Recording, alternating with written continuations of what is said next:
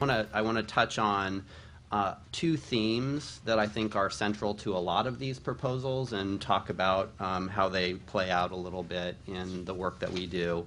And then I'll say a little bit about Proposal 7. So the two themes that I identified, and I hope folks identified two the similar themes, and that I wasn't just in my head, was one that HUD and HHS working together is incredibly important, and that in general housing and health services need to work together. And the other one was that targeting is incredibly important and a very powerful tool.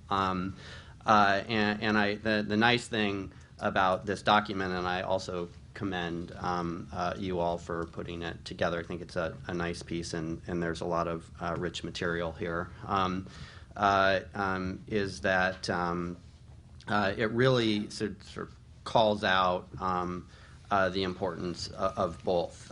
Very early on, when I got here now 3.5 years ago, I was tapped on the shoulder and asked to work on this formal collaboration that flowed from a lunch that my boss, Secretary Sebelius, had with the Secretary of HUD, Secretary Donovan, and in it they agreed that this was going to be one of the crucial pieces, doing a better job of having HHS programs work together with the programs and mission of HUD, and sent a couple of us off to get to know one another. That has sort of turned into this regular Monday conversation that I have with Estelle, and the reason that I end up seeing her a couple times on any given week. So it's been really wonderful. But it's also just in terms of the implications is incredibly important.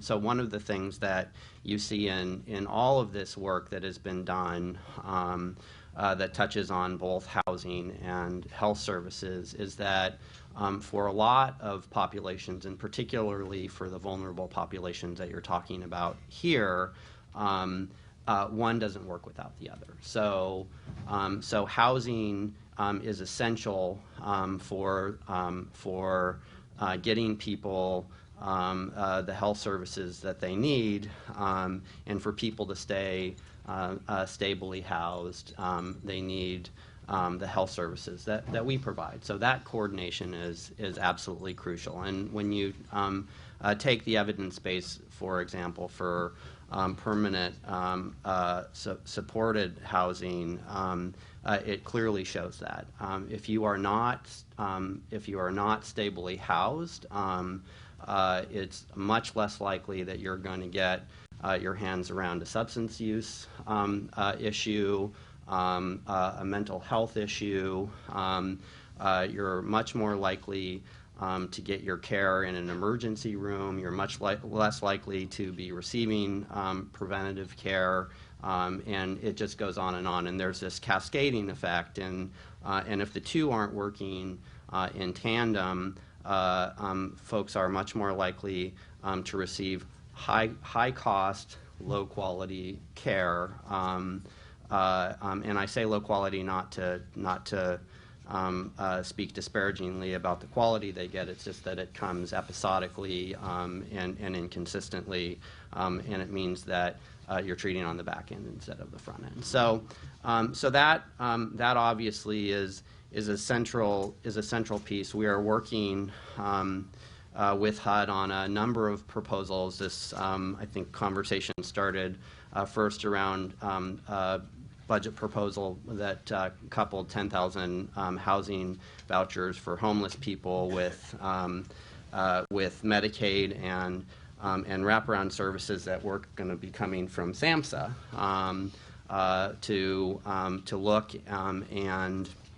look at refining models for permanent supportive housing, look at innovative approaches to address family homelessness, and those proposals, which did not unfortunately get through the Hill, have sort of, how do I put this, sort of come back again in in a different form where we have been working with communities that have identified housing stock and are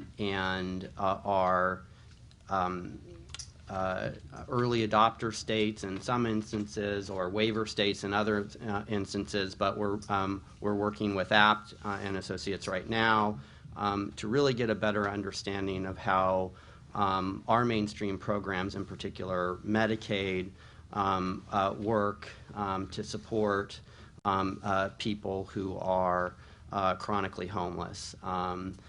So that's one, I think, good example. On the targeting side, I will also say that when you think about the various missions of the Affordable Care Act, targeting is central to at least one of them, and that is the efficient delivery of high quality care. So absolutely essential is that we do a better job of delivering better services to people in a more cost-effective way, and targeting, everyone recognizes, is absolutely essential to that activity. The CMS Center for Innovation is, I think, a great example of the sort of central role that that endeavor plays in our department right now because of the Affordable Care Act. They are funding multiple projects that are innovative, locally based, and promise to do that. Many of them are looking at targeting. What we know about healthcare costs is that there are a relatively small number of individuals with very high healthcare costs, healthcare needs, and we haven't traditionally done a good job of serving them. And when we target them with innovative approaches, we get them much better care. So we are serving them in ways we have been unsuccessful historically, and we are doing it at a dramatically reduced cost. They tend not to end up in institutions as often. They don't receive their care in institutions, and I'm including in institutions everything from jails and prisons to hospitals. But it's incredibly important, and it's one of the central tenets. So when people think about the Affordable Care Act, I think they have a tendency to think about insurance expansion, and certainly that is an important piece. But this look at how we can improve medical delivery is also a central piece. So very quickly on Proposal 7. Generally, I think we are in agreement that that co-location is an important thing to look at. Just by way of reminder for folks who don't have these memories, this is the one recommending increased access to federally qualified health centers for vulnerable residents of public and assisted housing. So generally, co-location is a strategy that we've seen work in a lot of communities. It does not in itself solve all of the problems. Coordination is also incredibly important, and they're like, but they're not synonyms. So we need to make sure that that both are a piece of the puzzle. I'll add, just by way of reminder, that the Affordable Care Act dedicated $11 billion to expansion of federally qualified health centers. $1.5 million of that was for improving existing centers, and then $9.5 million was for new centers in medically underserved areas. So we have certainly a very strong commitment to using FQHCs as part of our of healthcare expansion.